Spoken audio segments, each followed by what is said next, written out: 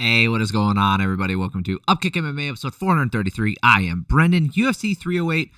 Ilia Topuria taking on Max Holloway. Ilia Topuria defending his belt in UAE, in Abu Dhabi. We're going to break that fight down. We're going to break down all the fights in the main card, go through them all round by round, talk about what happened. Not too many, well, we'll talk about the judging. I actually haven't looked at all the individual scorecards for these, but for sure on the prelim. So in the next video, I will have my way with the very first fight of the night. And obviously, we'll get into them as they come up. I don't want to speak out of turn and say make comments on things that I don't know for sure. So let's investigate together and we'll go through this. But before we do any of those things, if you like this kind of thing, subscribe to the channel. That way, when the next video is coming out, I'd appreciate it. And if you happen to like this video, hit the like button. I'd love that too. Okay, let's get started talking about the main event. Ilia Topuria defending his belt against Max Holloway. So they have not. Oh boy, yeah. What a depressing night for the old guard, huh?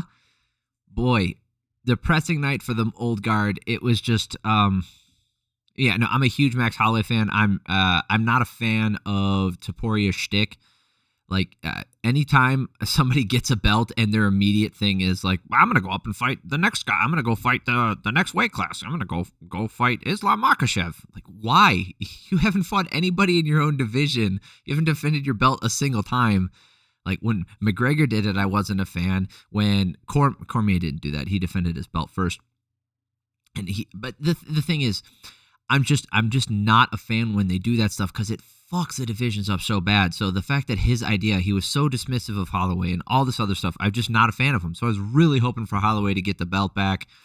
He just couldn't get it done. It's unfortunate because like we had a good fight and Holloway looked to be getting the better of most of the exchanges. He really did until he didn't. That's really what it came down to. And I know that doesn't sound like the most like in-depth analysis. I mean, we're going to talk about what happened, but that's essentially what happened, right? He just got caught, and that was the end of it. And Topuria hits fucking hard.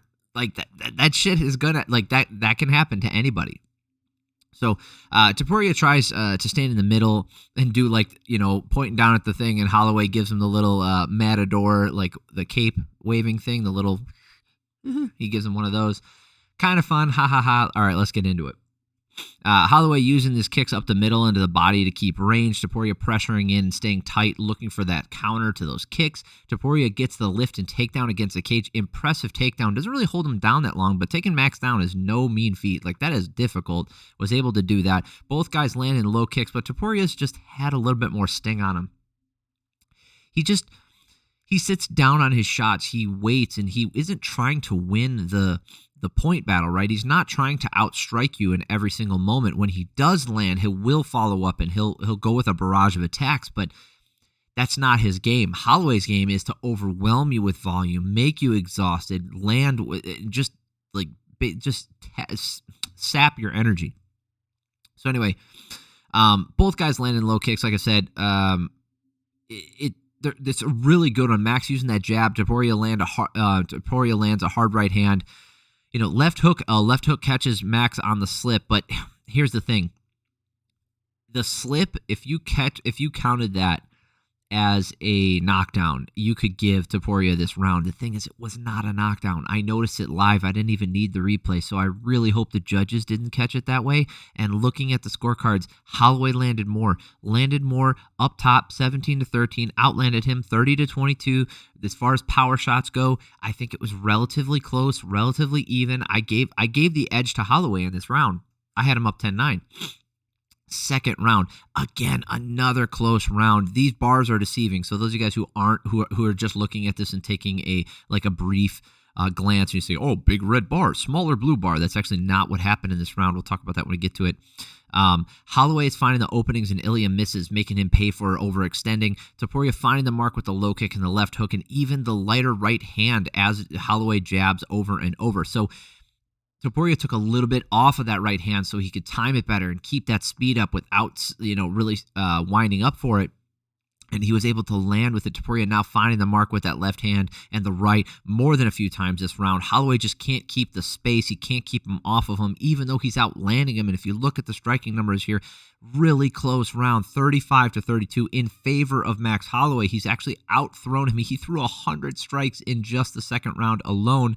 He threw 77 strikes across the first two rounds. Significant strikes. And yes, that's a lot of jabs, but still, holy shit, he's throwing so much offense out there. And again, like, this round was so close because that big shot Holloway landed at the beginning.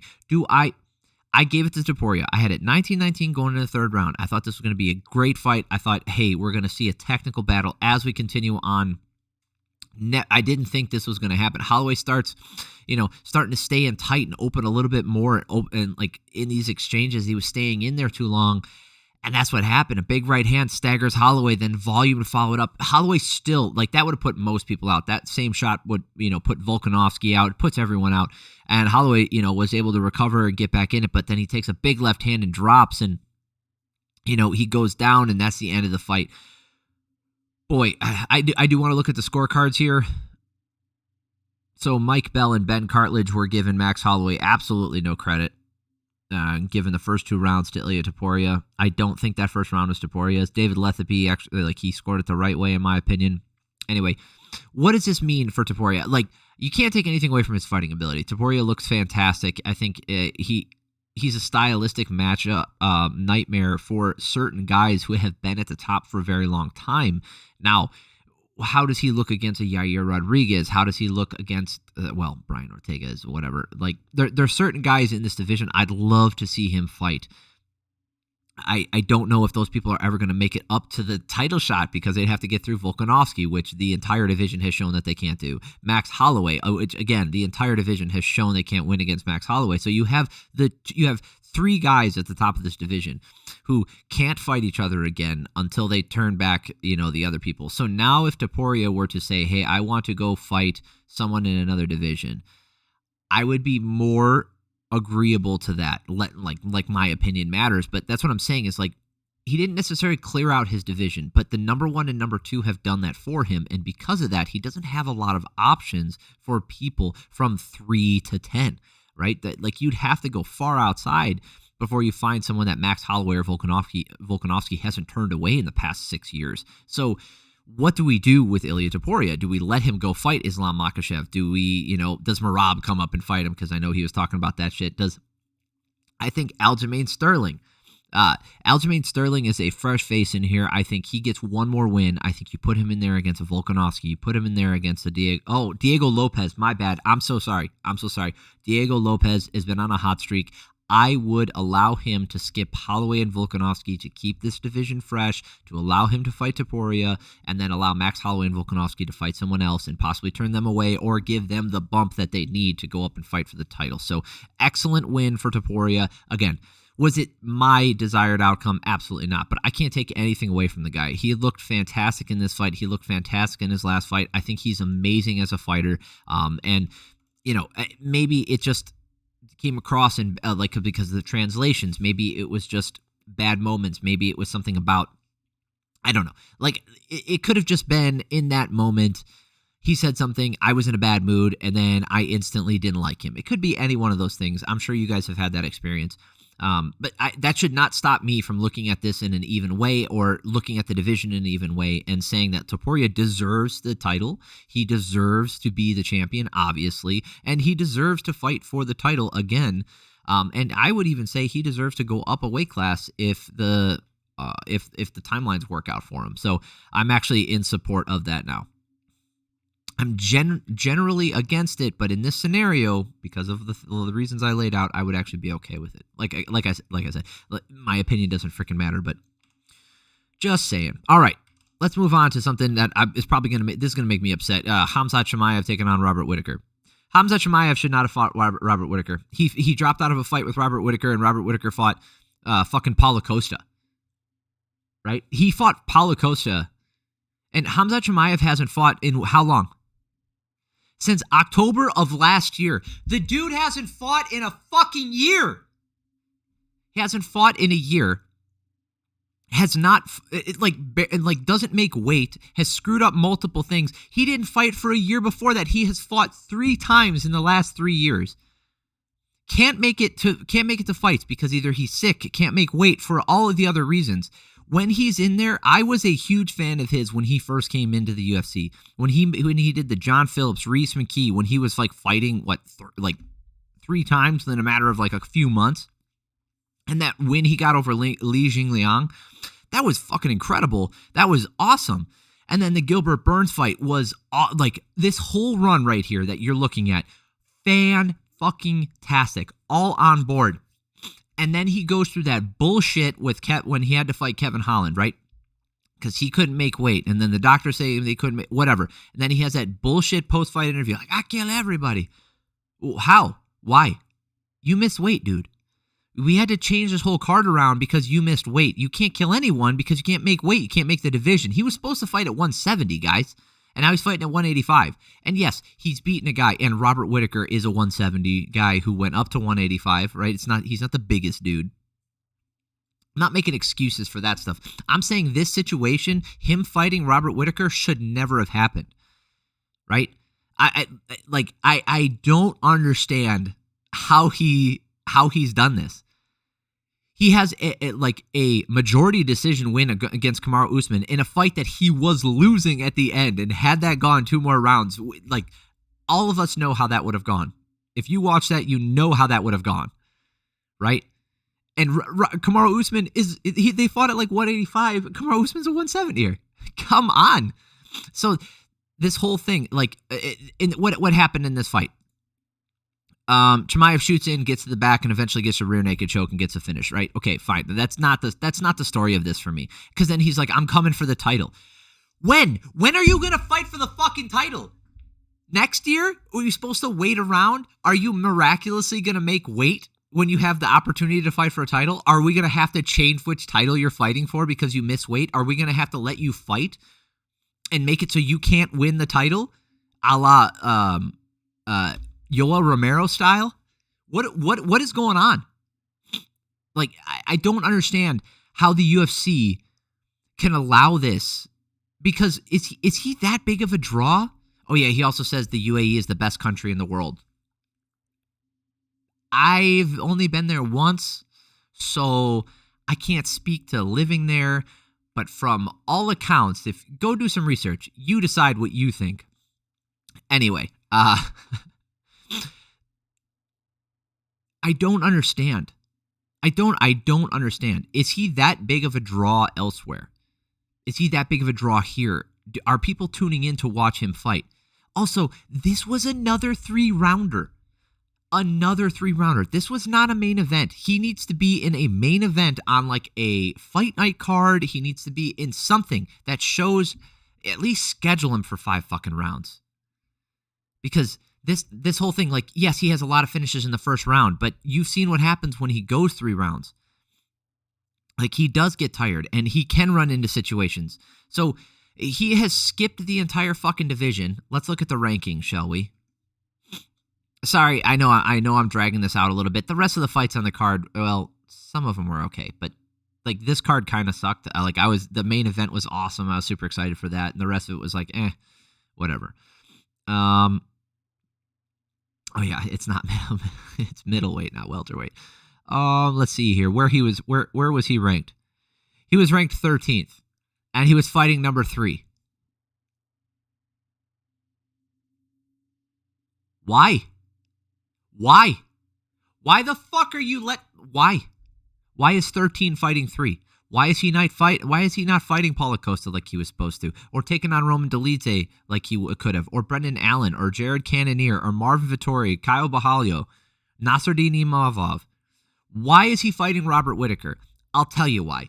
It's just because that fight was semi-winnable, and it's a known quantity with a name that people know, so they're giving him a name to put on his resume, just like they have before, to give him legitimacy to challenge for the title.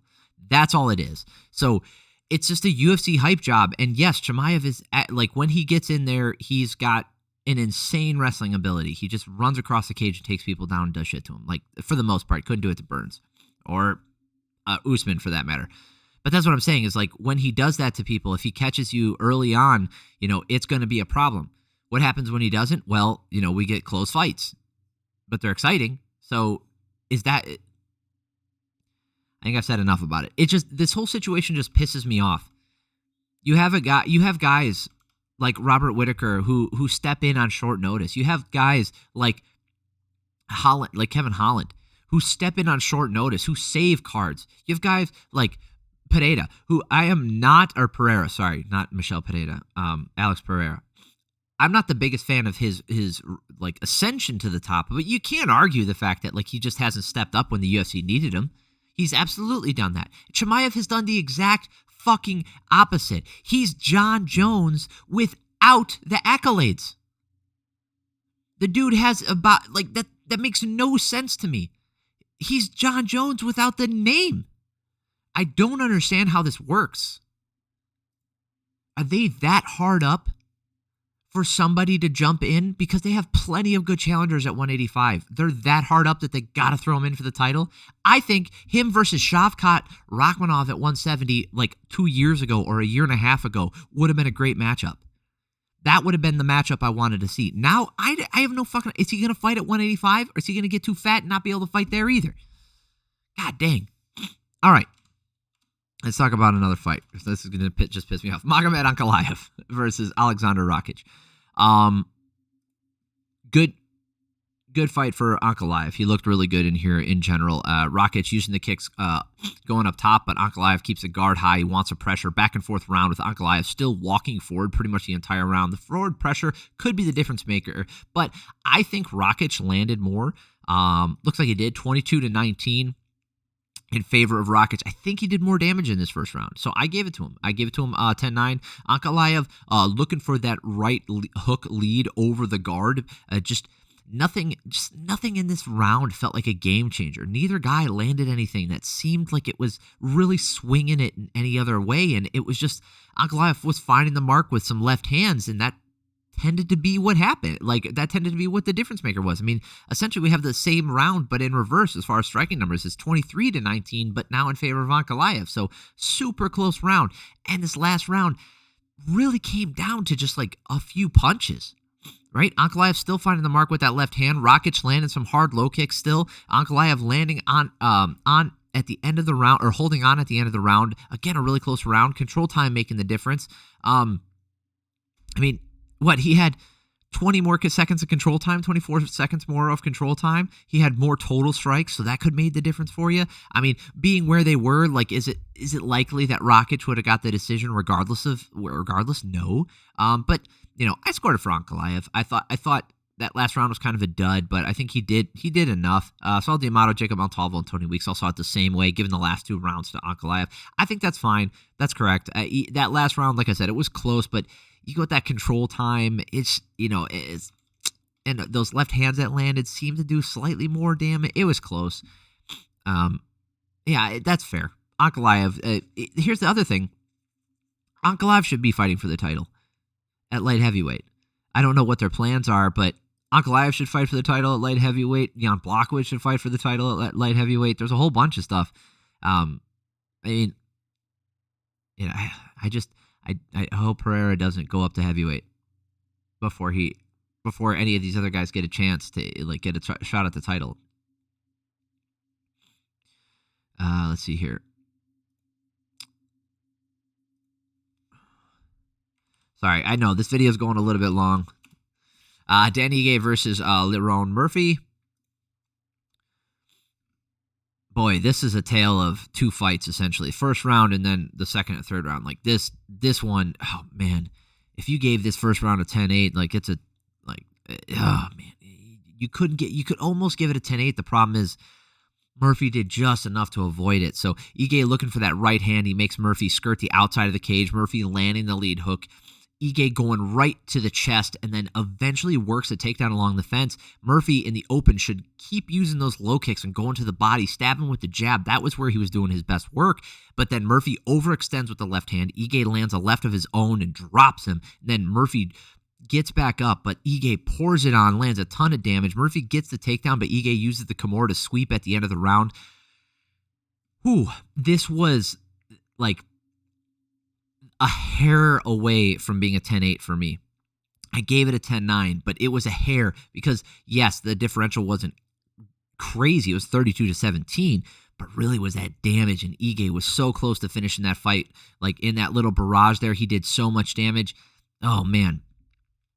I had a 10-9. Both guys looking for those low kicks in the second round here. Ige stepping in and changing stances to close the distance. He's doing a good job. Like, when you enter in orthodox or enter in southpaw, and then you jab, or you would, you throw your rear hand, you throw your 1-2, and then you would extend with that 1-2, and then step your rear leg forward, and then throw that 2 with the other hand, right? So you would go straight left, and then you would rotate through, and then straight right by stepping in.